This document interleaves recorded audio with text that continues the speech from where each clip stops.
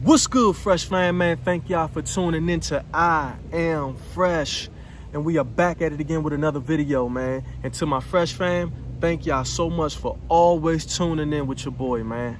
All right, so now that we got that out the way, let's get into the reasoning for you all clicking on the video.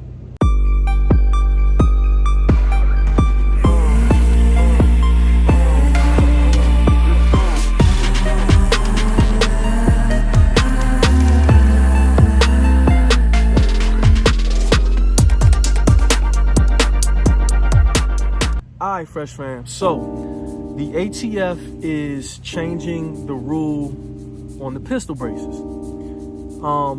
There has been a date circulating for when this rule change will go into effect and be announced.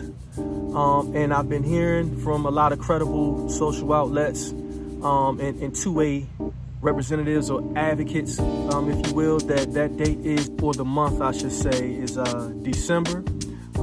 That they are going to release the new revisions or the new pistol brace rule, and then from there it should go into full effect in the month of April. So that's what I'm hearing so far. Bringing this to you guys because I don't normally do these kind of videos, but I'm not super into politics, but from time to time I will tune in, especially when there are things coming in the horizon. So to my Fresh Fam members who are like me and not super into politics, I want to make sure you guys are up to speed on what's going on and what to expect. All right, so we can be mindful too, you know, when it comes time to vote, who we are voting for. All right, cool. So the ATF is reevaluating or changing up the pistol brace rule. Okay, what is the pistol brace? These things that's pretty much in probably everybody's household who owns one of these AR style or any type of rifle caliber pistol. 9 times out of 10 you probably got one of these things. All right, so you might ask, is this all across the board, or is there a specific configuration that they will be changing the rule on? From my understanding, this goes for any configuration pistol brace. This thing will have to be reclassified. Okay, and what do I mean by reclassification? Well, let's jump into what they're saying. What they're saying now is this is no longer considered a stabilizing brace. You will have to identify this, I guess, as like a stock, because this will be re-identified as an SBR, a short barrel rifle. With that being said, what the ATF is saying that you will have to do is you will have to register the firearm as that, an SBR, all right? So that means you have to get your tax stamps and all of that done now. So what they're saying is they're going to do what's called an amnesty period, right?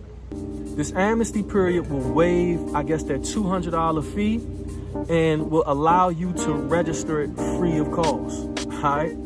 However, you have to register it as if you didn't already go through the background checks as a law-abiding citizen in obtaining it in the first place, okay? That's the first thing, all right? The second thing is,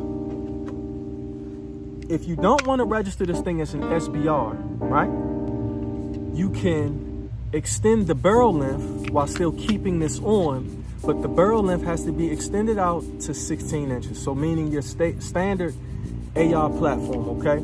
So this thing the barrel will have to be 16 inches in length, okay? Now, there's a third option. Say you didn't want to do that either, okay?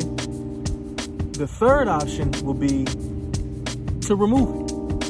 All right, you can take this thing off and you can just run just the buffer tube. As you know, you've seen a lot of these configurations, you have just like the buffer tube on it. You can run it just like this. Okay, now upon removing it, there's been a lot of confusion wrapped around are they requiring you to destroy it or to dispose of the brace, or is it that what they're saying is to render the firearm incapable of reattachment, or to put it back in its original pistol state so that it no longer can revert to being operated with the brace? So that's a kind of little gray area. I'm not really sure. That's something you have to dive a little bit deeper into. The fourth and final option is, if you didn't want to do those, is you can turn over the whole entire firearm in this configuration over to the ATF. You can just relinquish the firearm. Now this brings me into the last and final option, which is the fifth option. The fifth option is to destroy the firearm outright. A lot of this stuff is crazy to me, man. As a law-abiding gun owner, as somebody who has possessed and owned his guns the right way, the legal way, I'm not telling you what you should do out of all of these options. I'm just sharing the information that I have gathered and received.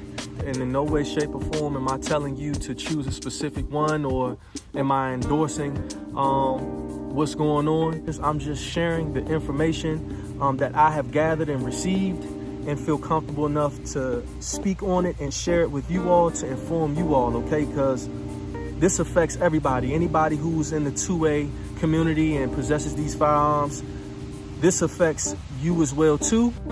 Listen, I hope you guys enjoyed this video. Again, I just wanted to inform you guys on the current climate that we in, what's coming down the pike, and what to expect. Do me a favor, man, go ahead and hit that like button so that we can get this message out to the folks who are not privy to what's coming up. Because here we are, we're getting ready to, we're at the end of October, heading into November. So this thing is right around the corner.